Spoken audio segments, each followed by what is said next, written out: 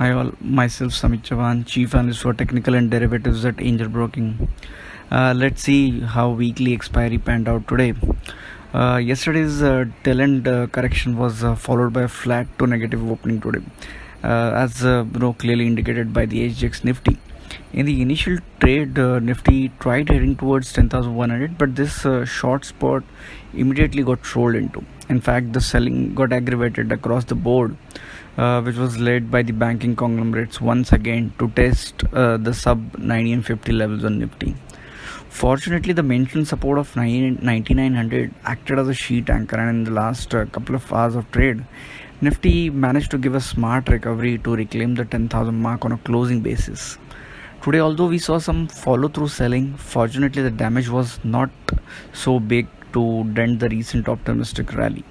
But if we observe the overall action, meticulously, we could see complete divergence into most tradable indices, that is Nifty and Bank Nifty. The Nifty was clearly in a process of recovering, toward the fag end of the day on the weekly expiry day, courtesy to IT space. But on the other hand, the Bank Nifty had its own plan. The banking index was completely unmoved and eventually ended with a decent cut.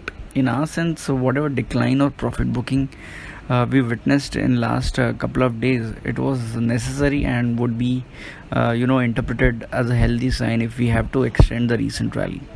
For Nifty, momentum traders holding longs should now maintain a strict stop loss below 1900, because now it can be seen as a crucial swing low on hourly chart. In fact, the same level can be used to create fresh positions as well.